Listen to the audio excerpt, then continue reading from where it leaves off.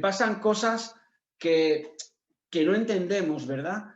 Meditando en Juan habla de que Jesús está con sus discípulos y le llega un aviso de que Lázaro está enfermo y Jesús decide esperar y no ir a visitar a Lázaro.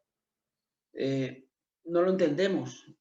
Sabemos que la historia sigue, que cuando Jesús espera unos días más allí en la ciudad, ¿verdad? Y le dicen, oye Jesús, que Lázaro ya está muerto, no hace falta que vayas. Y ahí sus discípulos le podían haber dicho, como dice el lema de la reunión, ¿verdad? ¿Y ahora qué? ¿Ahora qué, Jesús? Si hubiéramos ido antes, pero ¿y ahora qué? Igual pasa cuando vemos a Jesús que le dice a sus discípulos, vamos a cruzar al otro lado, y suben en la barca, empiezan a cruzar el mar, y a mitad de noche se desata una tempestad, de tal manera que todos están sufriendo porque se ahogan y Jesús está durmiendo y tranquilamente, y los discípulos podían decirle a Jesús también, Jesús, ¿y ahora qué? ¿Ahora qué pasa? ¿No nos habías dicho que crucéramos? Estamos en tu voluntad, estamos en tu propósito, ¿y ahora qué? Esto parece que no tiene salida, parece que nos vamos a morir. De hecho, lo despiertan asustados, ¿verdad? Creyendo que van a morir.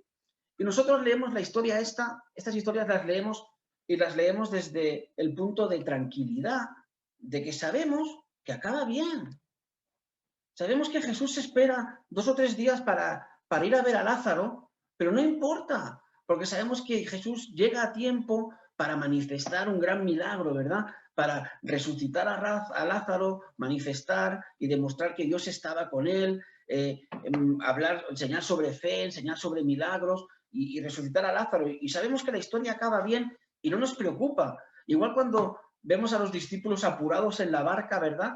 Que se ahogan, y no nos preocupa la historia porque sabemos que acaba bien. Sabemos que en un momento dado Jesús se levanta, se despierta, le manda al mar y al viento que se calle, que enmudezca, que se pare todo, y la tempestad, ¡pum!, se acaba, y Jesús lo aprovecha la situación para enseñarle a sus discípulos sobre fe, sobre autoridad. Y claro, vemos la historia de estas historias en la Biblia y no nos preocupan, porque sabemos el final. Pero si nos pusiéramos en la piel de Marta y María, que han llamado a Jesús y Jesús no viene, o en la piel de los discípulos que están yendo, cumpliendo el propósito de Dios y se está complicando el temporal de tal manera que van a morir. Si nos pusiéramos en su piel, ellos no saben cómo acaba la historia. La están viviendo en ese momento, ¿verdad? Y seguramente en esos momentos, bueno, de hecho vemos que María le recrimina a Jesús, ¿verdad? Dice, Jesús, maestro, si hubieras venido antes, mi hermano no hubiera muerto.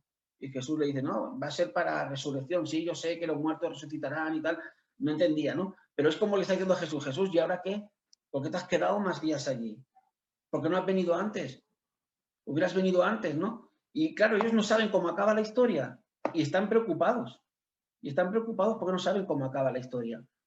Y quizá nosotros estamos viviendo una historia y no sabemos cómo termina la historia.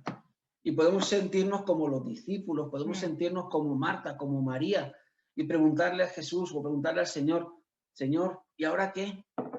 Hemos llegado a esta situación, nos encontramos en esta tesitura, en esta circunstancia, ¿y ahora qué? No sería extraño que nos encontráramos en una situación así. De hecho, el rey David, en el Salmo 13, dice, ¿hasta cuándo, Señor, me olvidarás para siempre? ¿Hasta cuándo esconderás tu rostro de mí? ¿Hasta cuándo pondré consejos en mi alma, con tristezas en mi corazón cada día? ¿Hasta cuándo se enaltecerá mi enemigo sobre mí? David está diciendo, Señor, no entiendo lo que pasa. ¿Qué pasa? Tantas cosas vienen en contra. No. ¿Cuándo va a cambiar esto? ¿Ahora qué? ¿Qué tengo que hacer? ¿Cómo tengo que reaccionar?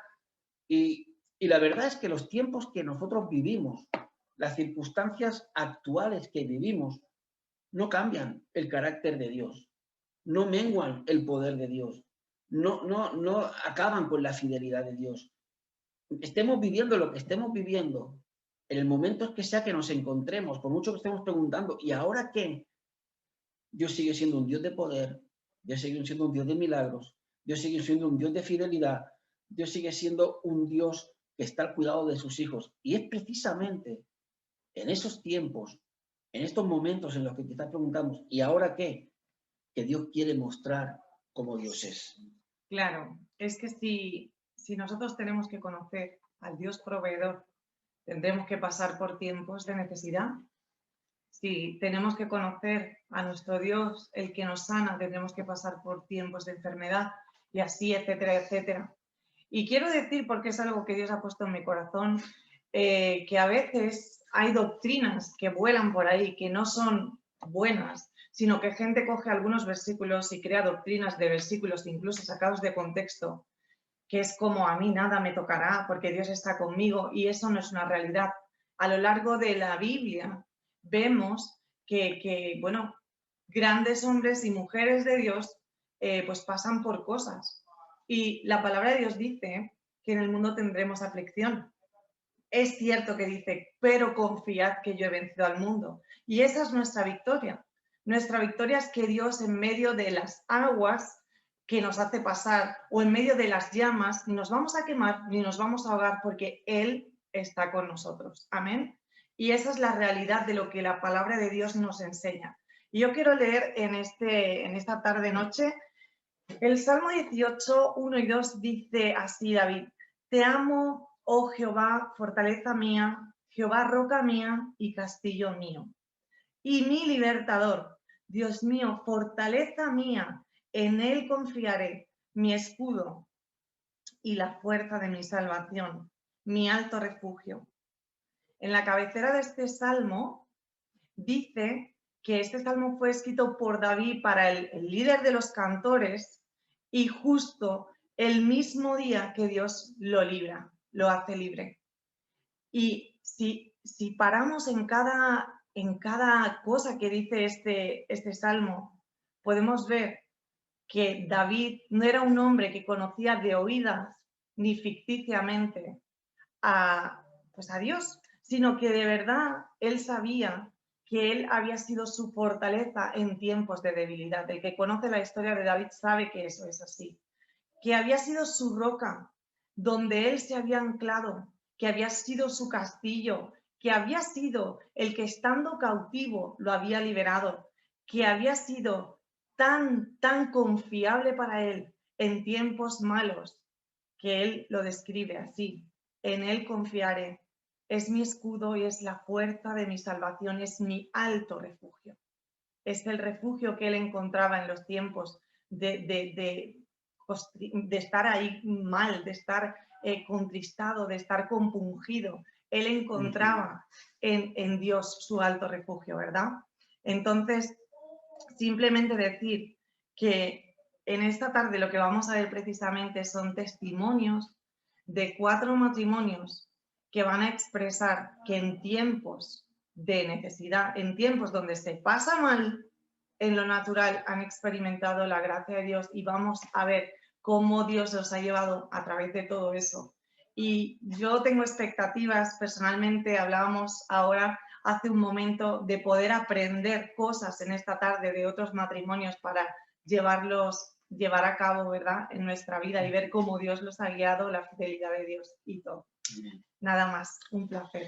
Si tenéis alguna pregunta, ahora mientras van a haber 4 parejas, como ha dicho Eva, que van a estar exponiendo o explicando su testimonio, si tenéis alguna pregunta que os surge para hacerle a alguna de las parejas, Sí. por favor, por chat, poner el nombre de la pareja y la pregunta. Y luego al final de las 4 testimonios que vamos a tener esta noche, vamos a tener un tiempo para hacer preguntas, ¿vale? Para hacer esas preguntas. Entonces, ponéis el nombre de la pareja y la pregunta.